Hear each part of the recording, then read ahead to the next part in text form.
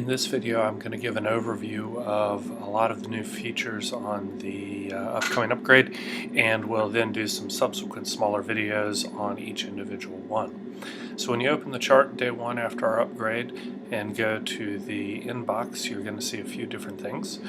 First off, up here across the top, you'll start noticing the parentheses, which will be a nice reminder of what's in your inbox that's waiting to be acted upon. Really helpful for those of us using the patient portal to let us know when new things have come in. Similarly for labs, this will populate with our outstanding labs. With the patients that are pulled up,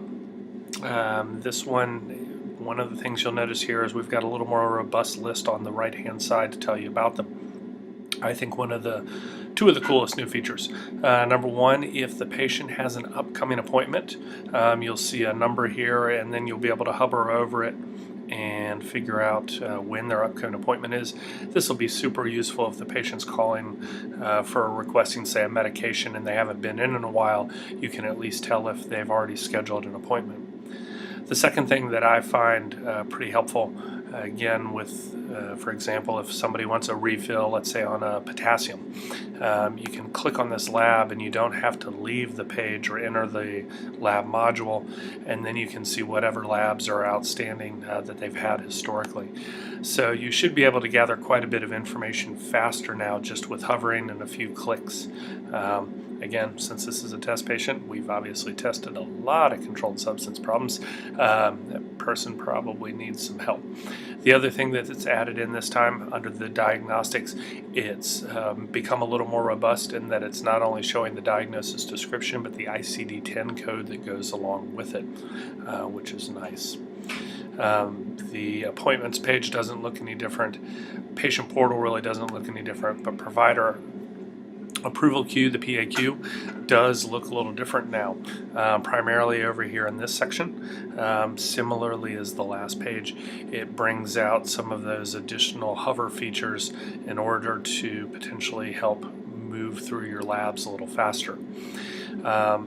Unfortunately, for whatever reason, they decided to change some nomenclature, so what used to be our accept button, which launched you into the provider test action, now has become the sign off button. They do exactly the same things and will take you exactly the same place. Sign off with actions is something that we're still working on in the IT group. It looks like something that will have some potential to maybe streamline processes a little bit faster, but still need to work out best case scenarios for that, so don't spend a whole lot of time on that one yet. As a reminder, these things are already here, but let's say they ordered the lab under the wrong provider in your office. You can always simply reassign it to a different provider. Also, if you wanted to look, for example, into the patient's chart, but you didn't want to take this out of your PAQ, you could just go into their chart. That allows you to look at everything in their chart, but it still leaves this lab result in their PAQ to work on. The recall feature looks pretty awesome. I'm not certain that we're really going to be able to use that with full functionality. It's something that we have to build. You can't build on your own.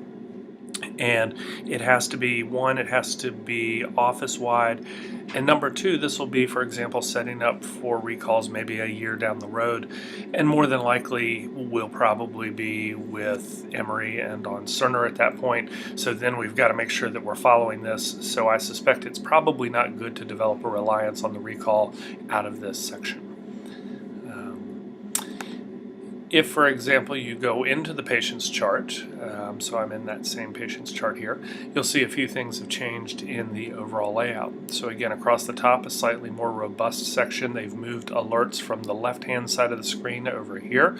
And again, just hover over it and you can see, if you click on it and open it, it will launch the alerts section for those of you who use it. It's pretty much the same thing. Again, the top bar really functions in the same way as it did out in the inbox. They now have the patient's preferred pharmacy and pharmacy phone number right there, so if you need to call something in or your MA needs to call something in, that's there. They've moved this alignment a little bit from the side of the bar to the bottom of the bar.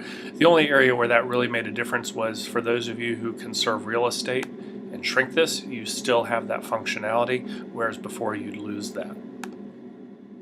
Moving on down the screen, the care team, I'd launch it, but in this version, it's very slow to open. It's really for if there's home health or things like that that you want to put in there, this can be a place to use it. And if you have Ebola risk people or high contagion risk, you can use this. Can't say that I'm certain where we're going to use either one of these, but feel free to click on them just to explore. Across the top here, everything else looks pretty much the same as it would before. Right now I'm on the intake section, which is where your MA will launch. I'll take over to SOAP now, where we're more likely to be seeing things. So again, the screen really layout doesn't change very much. The reason for visit, a little bit of a difference here. You can sort of fast track by typing something in here and going straight to add. For those of us like me that use the big box and dictation, that still exists pretty much the same way as it did in the past. And again, you can also launch into these items as well. So not a great deal of functionality change there. This just might speed things up if you want to look for something that isn't in this particular drop-down list right here. It's a little bit of a fast pass for that. Review of systems really hasn't changed much. Vital signs, well, let me go back here. As you can see also now, the PHQ and then PHQ9 are broken out a little bit differently. So if you're having your MAs do these, and I'd highly recommend it since this is now one of our tracking metrics is depression screening, this way it breaks it out a little bit easier. Going to the vital signs, there's a little bit of additional functionality here.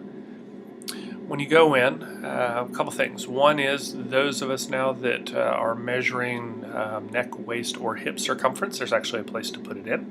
Also here, if you're doing a GYN visit with a patient or it's important, easy place to record last menstrual period and throw that in there. The rest of this section is relatively the same.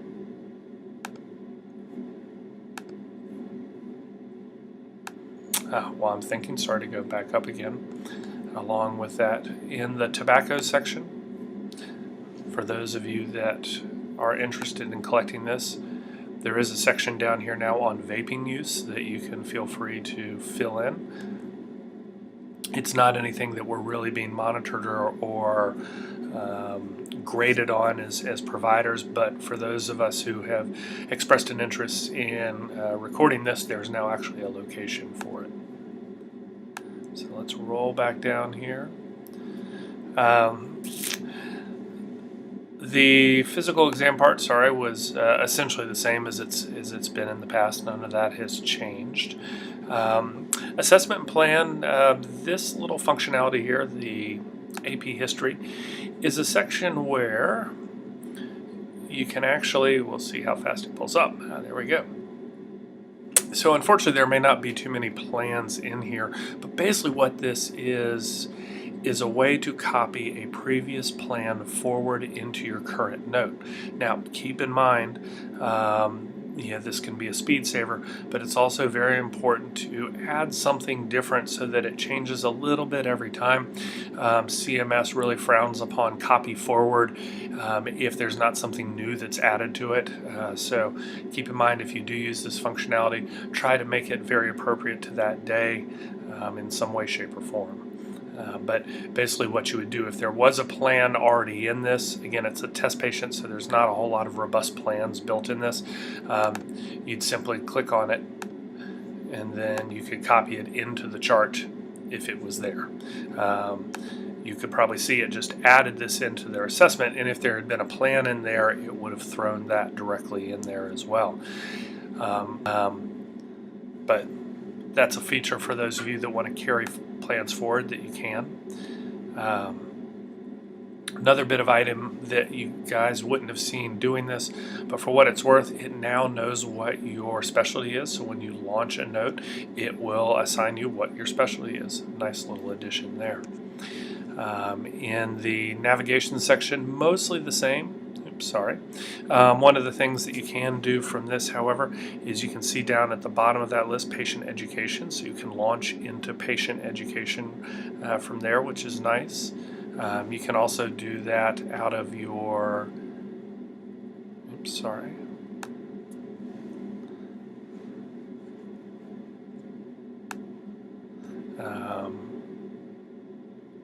out of your My Plan. Wait for that to load.